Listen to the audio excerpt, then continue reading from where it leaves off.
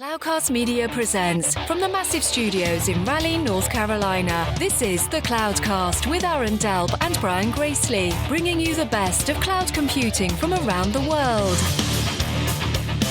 Good morning, good evening, wherever you are, and welcome back to the Cloudcast. We are coming to you live from the split-screen massive Cloudcast studio here in Raleigh, North Carolina. Aaron, how are you doing, man?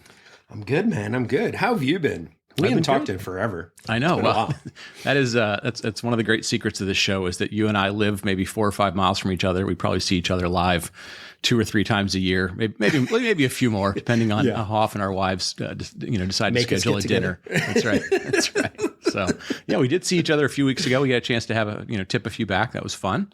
I've been good. We're getting ready for the holiday season. We've got family coming in, so we're putting up lights and doing all that kind of stuff. And how about you? Yeah, absolutely. It's one of those things like I kind of alluded to on the podcast a couple of times now, settled into a new job and got some health things that have been bugging me all year, but that's kind of all resolving itself. It's good to put the year behind us, but definitely, the kids are coming home from college and lots going on, and it's nice to close out the year. And part of that is our annual, semi-annual mailbag? We do a mailbag when we got enough questions. That's right. And they happen to, we happen to sort of wrap them up and do them twice a year. So, So real quick, just some housekeeping stuff. If you ever have questions for us and you don't want to hit us up on one of the social media platforms, which are always listed at the bottom of the show notes for every week, show@thecloudcast.net. You can always hit us up on email. We will do our best. Sometimes they are very specific questions. Can you help me with this specific thing? And sometimes they're just kind of open-ended questions. And those are the things we typically put in the mailbag. So just the other housekeeping. So we are recording this show. We're recording it on Friday the 13th. We are trying to get all our recordings in before all the friends and family show up for stuff. So we're going to be doing this show on Wednesday, and then we'll be doing one more show, sort of the year-end, look back on the year, or make some predictions kind of stuff.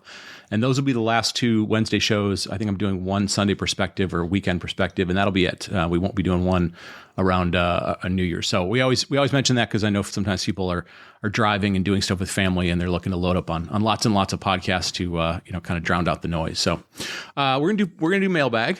We got a bunch of questions. I think I've got 7 or 8 that I think are pretty good, and we'll get us through a good 30-40 minutes of stuff. Where do you want to start, man? Well, I think we still have to, even though it's been an ongoing topic for quite a while now, we got to start talk about Broadcom and VMware a little bit, right? Because we get questions on this pretty regular. So I'll pose the first one to you, and then I'll kind of I'll put in some perspective as well. But there's been a lot of talk about Broadcom changes with VMware, and beginning of the year that was certainly a big thing, right? But maybe not as much since then. So what's going on? I think so. I think a couple of things. So we would cover Broadcom and VMware, and we used to cover VMware a lot. We covered the Broadcom stuff at the beginning of the year, and we always would kind of cover it as sort of news around, I don't know, the acquisition or revenues or something. And you and I in general didn't really touch this topic a lot because you were working at a company that had an alternative virtualization solution. I worked for a company who has an alternative virtualization, and we didn't really want to kind of come across as biased. And you and I have done that on lots of shows where really the topics would sort of overlap what we did. I think the thing that happened with Broadcom and VMware is, you can summarize it pretty simply. It's, Broadcom, once the acquisition finalized, they did the Broadcom thing, which was they focused on the things that they thought were most profitable and most fit into their business model. That wrangled a lot of feathers because it didn't look like old VMware, but Broadcom is pretty adamant that they're like, look, we don't really care about your feelings of our business model. It's proven to be very effective, and we're gonna kind of execute against that. I think what then sort of happened was 2 things with Broadcom. One, they put up with a lot of backlash from people, right? Whether it was competitive vendors or whether it was analysts sort of saying like, hey, this is going to be problematic. There were some news stories of customers who were upset or surprised at their new billing structure, the new pricing structure, whatever it might be.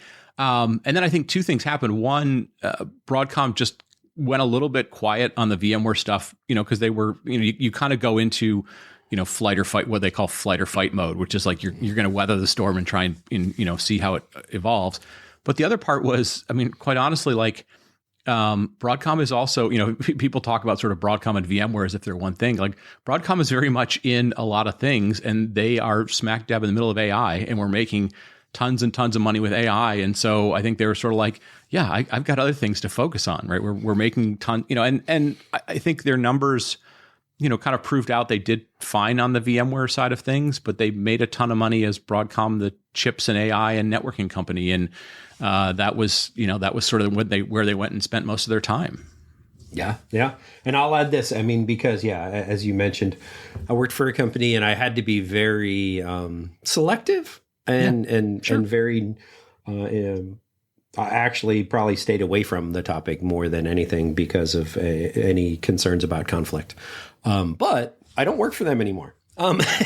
Sure. So, but I'll add this. Like I talked to a lot of customers this year, typically in an AI context, but still talk to a lot of enterprise customers. And we have this window, and I feel like this window is rapidly closing. And what I mean by that is like, there was, a lot of folks out there, they got a big bill. You've heard 3x, 5x, 10x bills. Yep. And some customers were gonna grumble and pay it and move on with their lives. And there's others that there was this brief window of like, hey, let's go evaluate what it looks like to go find an alternate solution. Well, it's almost like the concrete was dry, and then we re-poured some concrete, and that concrete was still wet, and you had a chance before it dried again. That window is closing. The concrete is drying. Like those that are looking at alternatives, they're going to do some ROI calculations. They're going to figure out how big of a lift it is to move off of it or not. But I think it's a brief window in the market for ones out there with virtualization alternatives. But in another year, that door's going to be closed. Yeah. And then, Broadcom will just move on as steady state like they've always done. Yeah. And VMware will too. I think we sort of hinted around at that this opportunity that, I mean, because, if we come back to this, sort of look at it pragmatically, VMware, the bet that Broadcom basically made was nobody else had really disrupted their, I don't want to call it a monopoly, but their market dominance, if you will. And they basically bet like, well, if nobody's replaced them, that gives me an opportunity to say, it's hard to replace. Therefore, I'm going to try and maximize profit in this space. Right. So, good sort of business 101 stuff, maybe not necessarily the prettiest, happiest, kind of arrangement with your customers. This year has basically been, them saying, look, if other people want to try and, make another run at us from a virtualization perspective, go ahead. They've put a time window on it for customers because they're making them sign certain year contracts. And so you're right. This is a story that has a finite window. Customers either are going to decide to move or they're not going to move. And, probably 2 years from now, we won't talk about it. In fact, we probably won't talk about virtualization sort of at all 2 years from now, I would guess, because it's just part of the fabric. It's like we don't really talk about the on switch on a computer anymore. It's just there. Yep. So that's sort of Broadcom. And in fact, Broadcom just announced their numbers again. Their revenues were up 13%. But the conversation about Broadcom, for the most part, at least as far as the financial markets care, is all about AI and where they fit. In fact, it's probably more about what does their world now look like, with all the, kind of rumblings and who knows what's going on over at Intel more than, what's going on with VMware. True. Absolutely. What's next? All right. Next one I had on the list, and there's no sort of like priority of these. There's no kind of order. We tried to bounce them around so we can talk about a lot of different topics. Second one that came in, or second one I had on the list, person said, both of you talked about working remotely for quite a while. You and I, we've talked about that. We could, for anybody who's listened for a long time, they can go back and listen. But, basically the question was, what's your take on these return to office mandates and any suggestions for people who are, work remote from where their headquarters is, or, are kind of going through a thought process of like, should I go back in the office, or, those types of things. You're your perspective is, I'm not a 5 day a week, I live right near the office kind of person. So any thoughts on that, or any perspective? And lots of thoughts. And actually the thoughts have changed here in the last year or so. The reason why I say that is, there's a couple data points in the industry like Amazon and Dell and a number of others that have announced either, 3 days a week or even 5 days a week back in the office, or, going forward, going to shut down, the remote work mandates. And so the pendulum has definitely shifted back, which we knew it was going to. Yep. And I think it's swinging hard back the other way before it comes to a decent middle ground. And so my advice for right now, if somebody's out there and working remote and full background, Brian, I don't think you've been in an office, and I haven't been in an office in like 15 years at this point. No. And so you couldn't make me, even if it was somebody here in Raleigh, like I'm not moving, and you couldn't make me go to an office here in Raleigh. That's just the way it is. But here's the thing. I plant that flag and I say that statement. You also have to understand the consequences of that statement. Now, the consequences of that statement is there's certain companies I'm never going to work for now. There's certain opportunities that may get closed off. If you're somebody who's looking to make the charge to executive leadership, like say, for instance, right, you're not going to do it as a remote employee. There might have been a window a couple of years ago. It's not going to happen. So from a career standpoint, like if you're a remote employee now, hunker down and kind of realize there is a sacrifice to it now, which may not have been a couple of years ago. Yeah. I think about it now in the context, kind of the way that you and I did, even when we first started the podcast. So for those who are newer to listening to the podcast, the origin of this show was basically Aaron and I, sort of sitting around a beer at one point saying like, hey, do you feel pretty connected to your job? Do you feel pretty connected to the industry? And we both sort of said, well, yeah, there's ways for us to do that, but we're not in the center of gravity, right? Like, and that was sort of Silicon Valley, both in terms of where technology was being built and kind of where, our jobs headquarters were at the time. And the process we sort of went through was we're like, hey, have you ever had offers to go out there? Have you ever considered going out there? And that's usually not the issue. The issue is not like, could you go out there and find interesting work, or, is somebody interested in you coming out there? I think for us, the question was always like, okay, at that time we were, let's say, 30 years old or whatever we were kind of in the middle of life, right? We weren't in sort of the early parts of our career. And so we had things like, who are our friends, right? Like we've sort of established some stuff. Who's our wife's friends?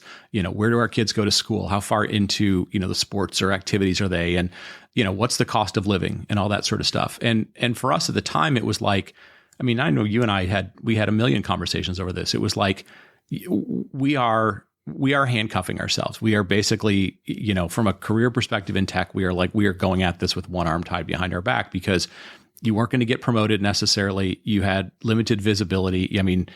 Things we take for granted today, the Zooms and mobile phones and all this kind of stuff, like, didn't exist. But I think you're right. I think we're going to be back to that sort of thing where it's, if you work remote, you have made a very much probably more of a lifestyle choice than you've made a career choice. And there's nothing wrong with that. Like, I think you and I don't regret not moving out to California, because of a lifestyle that we wanted to sort of live and, where our family wanted to be. But yeah, I think the biggest challenge people are going to have is, over COVID, we tried to convey, at least businesses tried to convey, this idea of like, you're an equal employee being remote. And they're going to basically try and, or they will, it's not they're going to try. They're going to basically tell you like all that perspective of like, you're somehow equal to the folks that are coming in every single day. Like, that doesn't exist. Like, if you believe that, that's on you for being foolish. Like, that's not a reality. Yeah. Like, that's a good point. You're probably not getting promoted. You're probably, you're going to be thought of, not thought of less. Like, you can still do great work.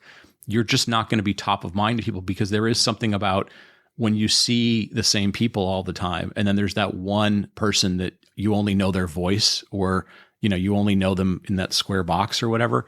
There's just, you just don't, you don't get the depth of interaction, the going out afterwards, the sort of whiteboard conversations in the hallways.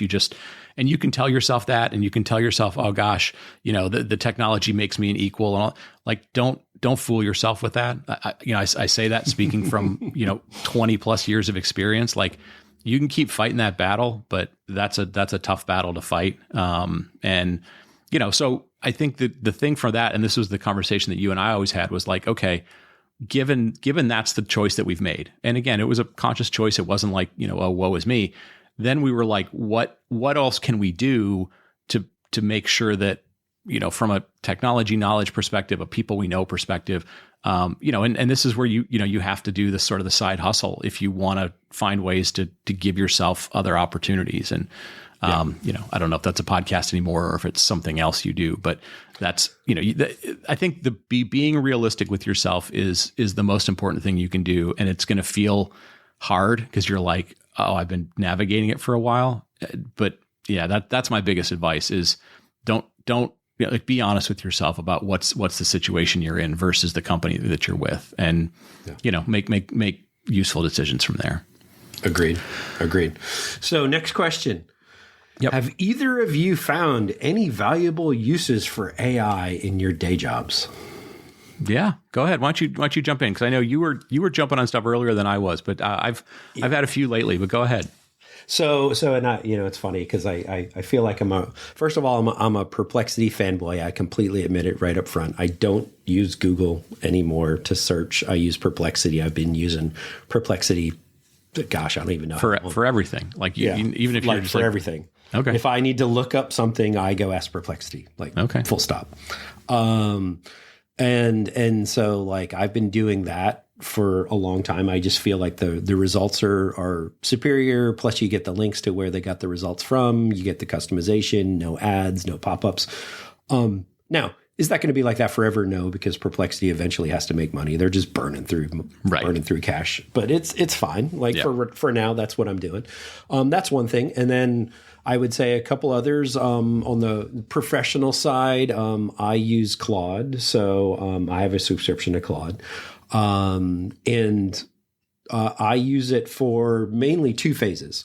Like if there's a project, I like to use it for like ideation and, the whole idea of like trying to think through something and it's like having somebody to bounce an idea off of. I'll put in something and it'll help me brainstorm. So I do that on the front end. And then I go do like, typically my job is creating a bunch of content. So I'll go create a bunch of content. And then there will be a certain amount of like, typically it's more like a Grammarly, right? But Grammarly is more AI because, hey, I'm a computer science major. I need somebody to look at my stuff. I need that co-pilot for making sure my grammar is consistent and a lot of those other things. So I use all of that stuff like every single day. And then I'll say this, like my company internally, we've got a big LLM internally trained on our stuff, big vector database. Like when I create content, I have to submit it to the team that it gets, built into the LLM. Yeah. And it's actually really freaking cool. So like any sales rep in our company can go, what's the latest with this solution or whatever. And they'll get the answers and they'll get the links to, our internal portals and all that. It's actually pretty neat. I really like what we're doing with all of that. Yeah. So I think those are the biggest things. I found quite a few uses in my day to day. You? What's your thoughts? Yeah, I'm kind of in the same boat as you. I've been using it. I started off like everybody else. I did the sort of normal, just like queries just to see how smart it was or hallucinations and all that kind of stuff. And I've been using it more, like you said, I kind of use it as sometimes an idea generator, like, hey, give me 10 ideas for sort of this topic. And I'm, kind of looking to, to pull one or two out of them because, to a certain extent, it'll give you kind of generic answers. I've been using it kind of prior to like customer meetings and stuff. So I'll have it, go look at the transcript from like their, if it's a public traded company, like the transcript from their latest analyst call or look at some of their financial numbers and kind of just, ask it questions like, like what are the biggest problems this company's having? Who are its competitors? What are those? So things that are, sort of analysis that would take quite a long time that I can get summaries of. I use it for, summarization for like meeting notes and all those sort of things. So yeah, I've been using it more and more. I think it sort of fits in the, lots of things that it can use to augment knowledge workers types of things. I've been using it a little bit, playing around with some of the image generation, because I'll create, keynotes or stuff for people. And I'm looking for ways to convey an idea that would be hard to do in PowerPoint, or would be, like I could kind of sketch it, but it's kind of sloppy. And that still, I think, feels like it has a ways to go. But again, I think the thing that I'm kind of running into the most is, and this is, this I think is probably going to be something that people have a lot with their day-to-day job, is there's going to be LLM stuff like you guys have built, for like knowledge bases and that kind of stuff, because it's being used, for salespeople, or it's being used to, whatever, like that stuff's going to need like kind of all the security that goes around it, and guardrails and, those types of things, like easy usage interfaces. I think what I'm kind of running into is I keep running into stuff where I start playing with things, and then I kind of hit the limit of whatever some free tier is. And they're like, okay, you need to sign up for whatever. And this is where I kind of get into the, am I going to, if I start making this a regular part of what I do, am I going to start getting into the thing that we all have with like streaming services, where it's like, all right, I pay $8 a month for that one and $20 a month for this and and I'm like, yeah, I haven't quite figured out like regular workflows yet, because it is, I do feel like it's more sort of like an assistant, but it's not like a pair programming person where I always expect them to be next to me. I figure like I'm still in the mode of like, it's kind of useful to have at times. And then at times I'm just like, yeah, I don't really want to go through the whatever hassle it is to like put stuff into it and so forth. So, I early days, I am fascinated with, like, there was a good Ben Thompson article that came out, I don't know, this week or last week, that was like, I guess the next level of whatever OpenAI offers or ChatGPT offers, or like enterprise or plus or professional or whatever it is, they're talking about it being $200 a month. And he was kind of going down this sort of thought process of like, on the surface, that sounds like a lot of money, which it's always kind of weird in the tech industry, because, we sell stuff that's like tens and hundreds, thousands of dollars and millions of dollars and all this stuff. And you're like, $200, like, what's the big deal?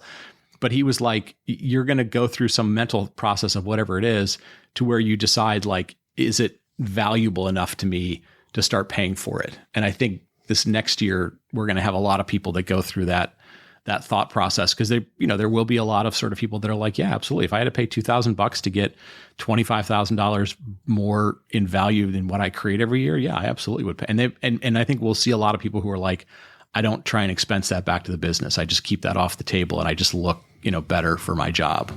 Sure. And I think that might be kind of a smart way of doing stuff. Yeah. So, agreed. Next question. Let's see. All right. So this is a good question. It's a little bit of a hot topic thing. So we will do our best to sort of dance around this. So now the U.S. elections are over. How do you expect the U.S. government to be involved with the tech industry, whether it's in antitrust or the CHIPS Act or crypto or AI regulation? You want to put your foot on the third rail for this to start, and I'll kind of I was just thinking through, because honestly, I hadn't thought of this one. So this is going to be right off the top of my head kind of take. So first of all, I will say this. I think it's, the early signals out of the new cabinet is going to definitely be very pro tech, pro all the things, right? Like with especially with the new VP, even though he kind of went quiet pretty quick with some of the things he said. It's going to be a very pro tech kind of industry. And if you look at the advisors that are around all of them, is that going to be good? Not sure. But I think you're going to see a lot of previous administration just initiatives and directions. You're going to start to see that kind of right turn on that. Now, is that ultimately at the end of the day going to make a difference? I honestly am very doubtful it will. because especially for our worldwide listeners, like especially when we tend to change from one party to the other party, everyone in either party thinks it's going to be a dawn of a new era or the end of the world, depending on which side you're on. Right. And oh, by the way, not that much changes in 4 years, and we move on with our lives. Yeah. So there's a difference between what the headlines will reflect and will it actually make a material difference in 4 years. I think it's two very different things. Yeah. I think if we go through a few of the things, I think your answer is a very valid one. Of you can read a lot of headlines and you can read a lot of prognostications. I think there is a lot of like, we're not really sure. So there is a signal that. And again, we live in a global economy, so like the U.S. doesn't get to make all the rules and stuff, but obviously we have influence on stuff. There does feel like there is a lot of momentum, from this administration, and in general, the Republicans in the United States tend to be sort of at least try and push ideas of like more business friendly, less regulation, less those sort of things. So they're pushing those sort of things. I think the immediate thing that probably sort of means is there will be less scrutiny over certain acquisitions, right? I think we'll probably see more in the M&A space, whether those are smaller companies getting bought up by the big companies, or a certain amount of easing on some of the antitrust type of things. Now, I think where it gets a little bit complicated is, a lot of those companies, whether it's again Apple or Google or Facebook or any of the companies that sort of are part of our regular day-to-day lives, they're technology companies, but they're also in the communication space. And this is where, if they were just technology companies, we would sort of go, okay, they're going to have less on them. But there's also this like, oh, are they censoring, communication? Are they, and that's the piece that I think makes it complicated. It's like, what's the relationship with a Facebook, or what's the relationship with a Google? Are they the search company, or are they the communication company? And so that I think will be complicated for people. I think the CHIPS Act is going to be fascinating to watch, because it is so geopolitically charged. It's not just, can we make chips? Do we have enough volume? It's the US versus China. I think that's going to be, I don't think we have any idea what's going to happen there. Yeah.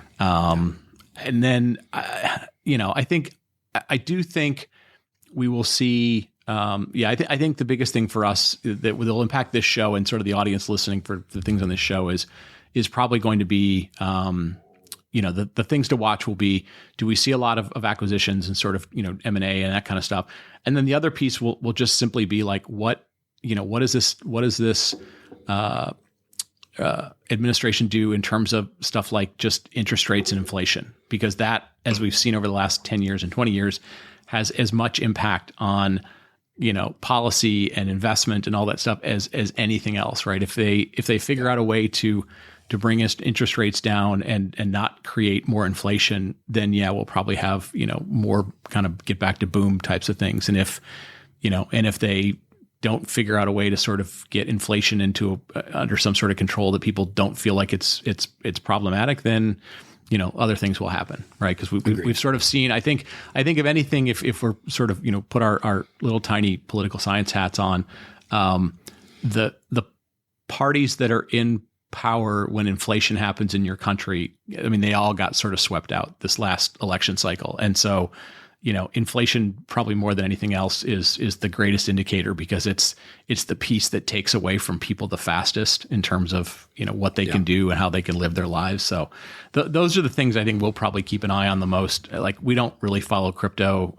Who knows what's going to happen there, but that's kind of, I think, the best we can make a guess at what might happen, and all the other stuff aside, people can, kind of have their political takes on stuff. And I'll just add this comment as well real quick on that, because when you brought up the idea of like interest rates and inflation and all of those other things, if I have one single biggest takeaway of this show over the last, however many years we've been doing it, is how much of an impact that is, especially on emerging tech and the VC markets and investments and companies living and dying. And like, I didn't necessarily have that business background to be able to think about things like that. But having actually seen all of it, I'm like, oh, wow. Okay. Nope. That really does make a difference. Yeah. And so. Yeah, and I think you take it for granted. Like, for the longest time, I just took it for granted, and then things got a little tough, and I'm like, oh, that's what happens. Yeah, and I think we'll talk about that a little bit on the end of year show because it impacts things like open source markets and all that kind of stuff. Agreed. All right, cool. What's next? All right, so AI models and GPUs seem to get all the attention in the news, which, by the way, I completely agree with. Yep. Are there other areas of AI that you think are really important, but just aren't getting enough attention right now? What's your thoughts, Brian? So I've got three things that I'm sort of thinking of, and again, we've hit on some of this, throughout the year, but I think it'll be interesting. So the first for me is going to be around kind of security and guardrails, right? So we have some interesting stuff, a couple of interesting shows coming up, but I especially around the enterprise. I think as more and more companies go from sort of what I'll call like shadow AI, some group is trying to figure some stuff out and can they build some things, to moving from like, hey, we internally have an LLM for our knowledge base, to like, we're going to expose stuff to the internet, like it's going to be part of some customer facing type of thing. I think there's a ton around security that's going to be really fascinating to sort of see and watch, and best practices. Obviously, I think people are talking about agents, partially because they're kind of bored with LLMs, but I think partially because once you start going down this path, and you and I both sort of talked about it, it's like when you go down the path and you're like, hey, what's possible, and then you start thinking about like, well, how would I turn this into a workflow, and how could I get this to start doing stuff for me? Then the next logical thing sort of becomes like, okay, how would you chain these things together? How would you kind of use these agents? Is that really what you would do?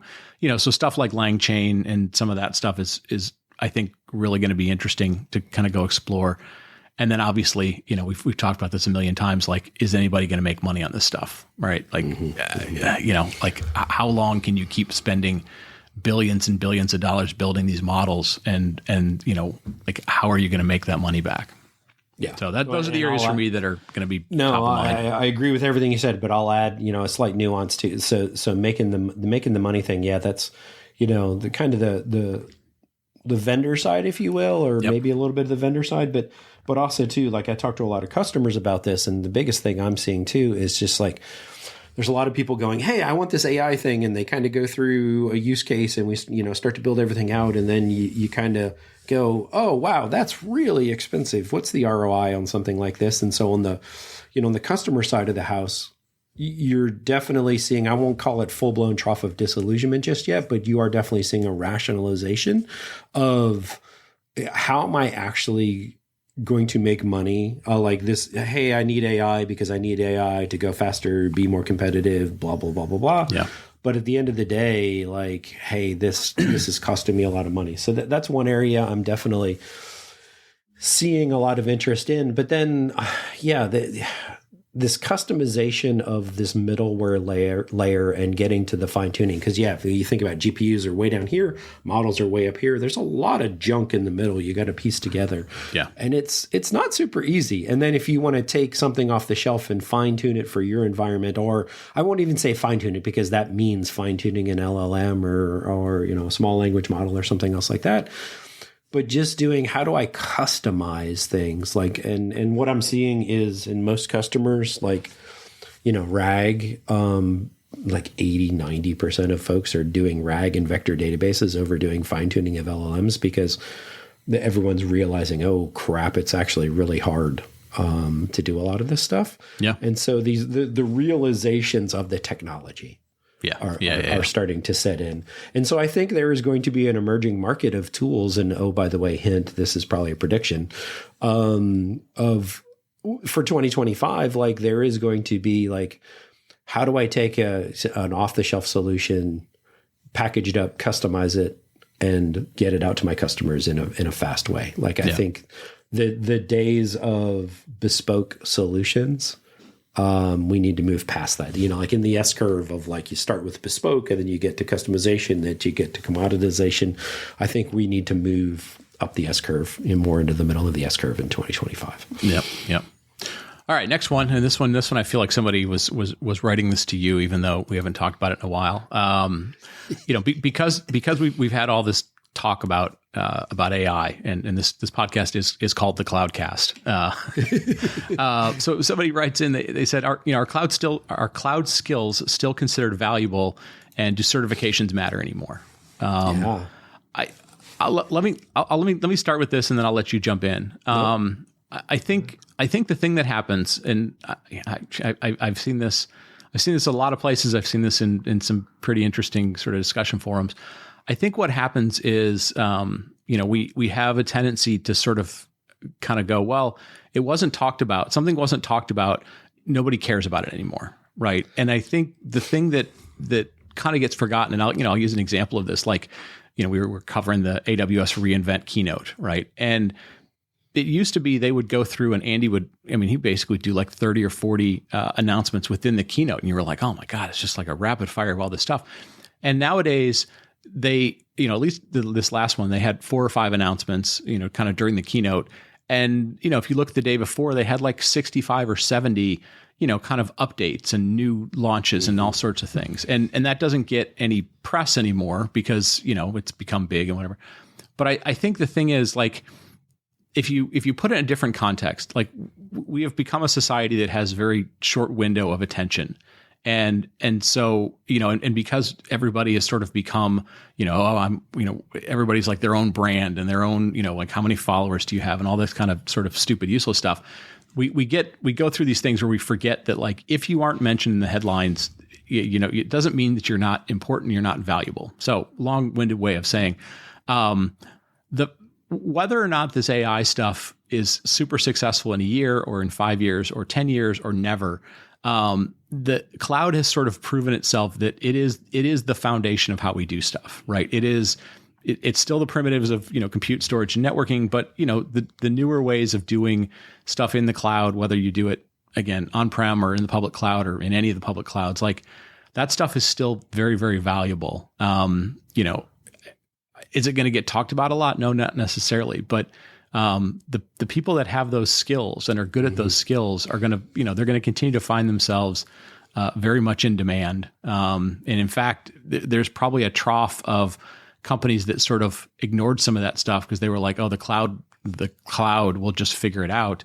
And they're going to start realizing, like, oh, I don't really know how to do scaling that well. I don't really know how to do automation that well. I don't really know how to do, security for AI agents, like how do I build scalable authentication systems or authorization systems?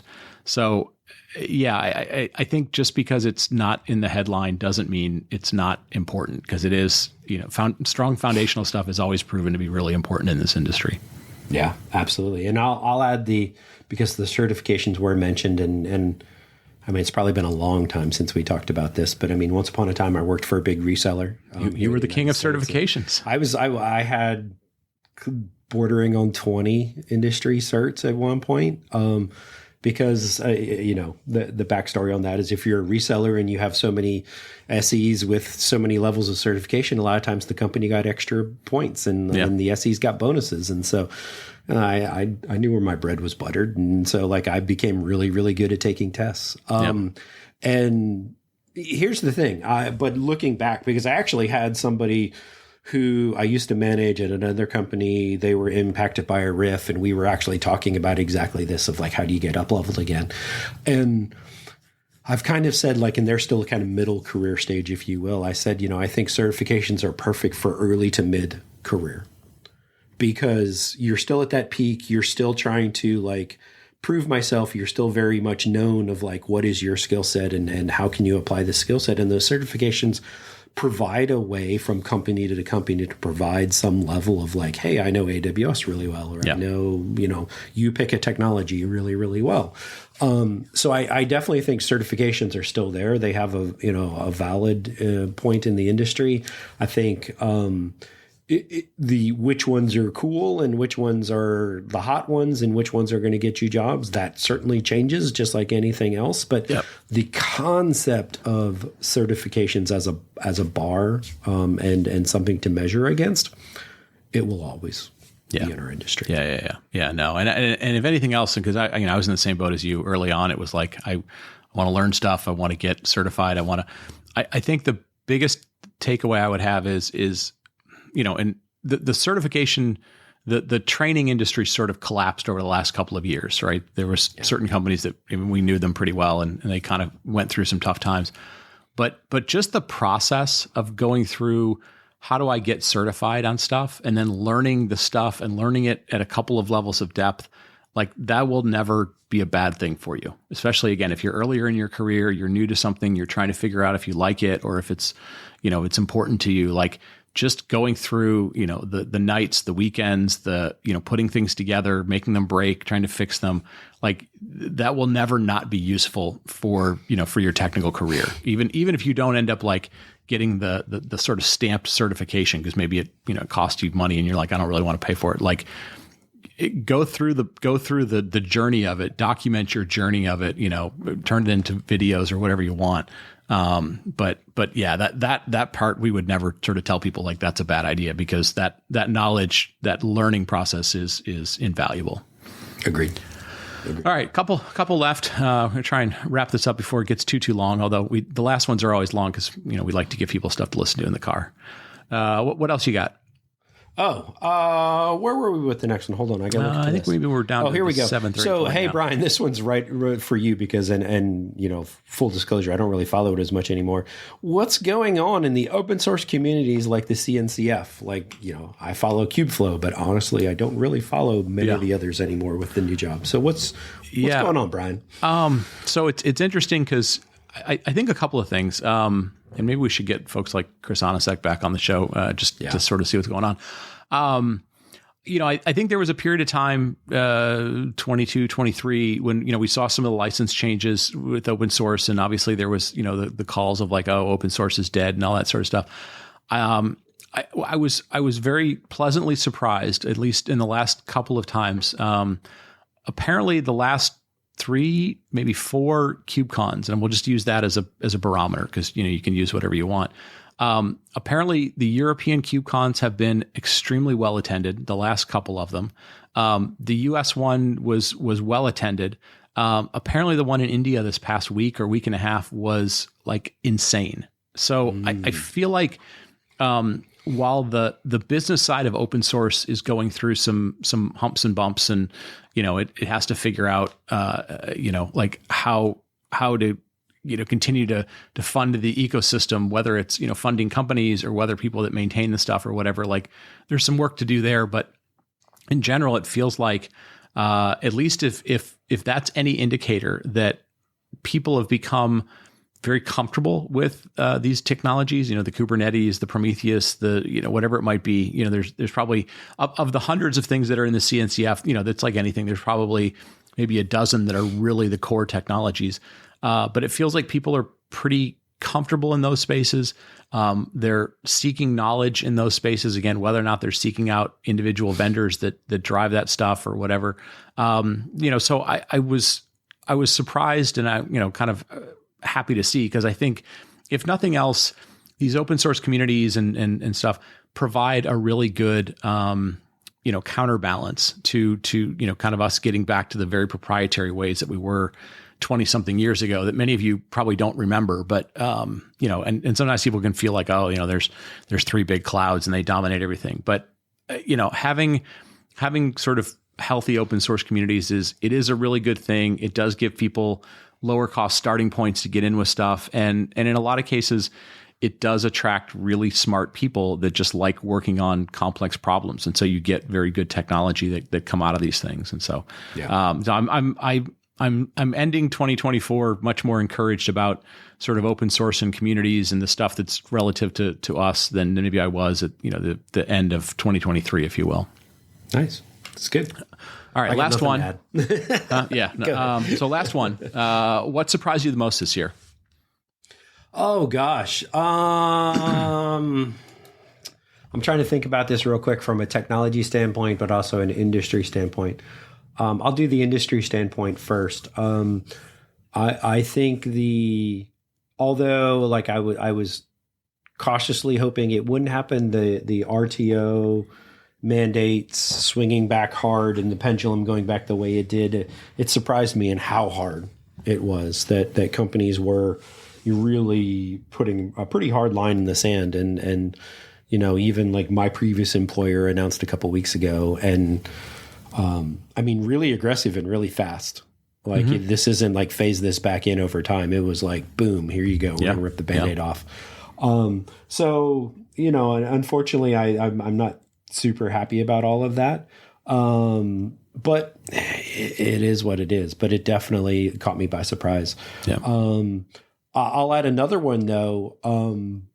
And again, coming from someone who had a VMware alternative, and to go back to our Broadcom topic for a second, I'm actually surprised more organizations haven't switched.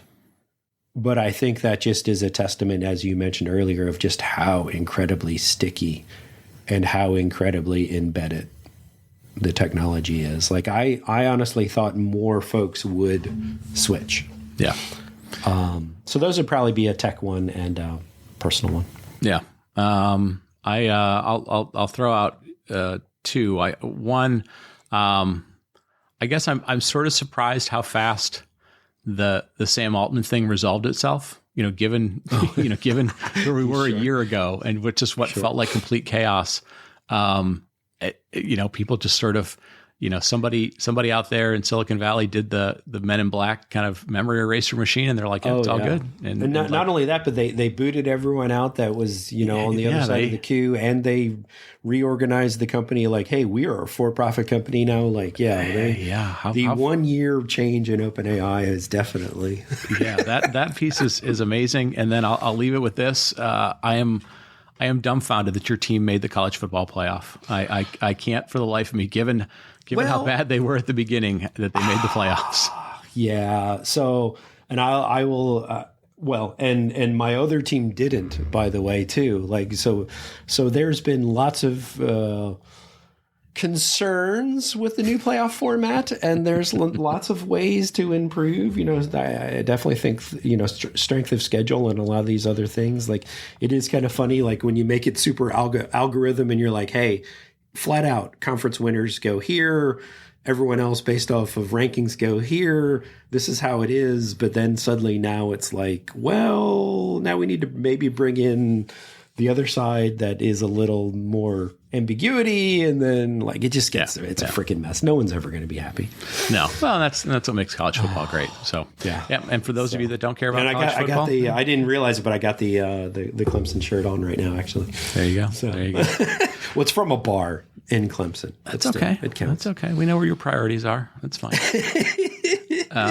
Well, good. Well, let's wrap it up there. We've been going for a while. Like I said, we are going to do, I think we've got one more weekend perspective, and then when there'll be the sort of year-end wrap-up show and sort of look ahead and predictions and all that stuff. And then we're going to give folks a little bit of a break right around New Year's. So, but good stuff, man. I think we covered a lot. Again, show@thecloudcast.net if you want to send us in questions.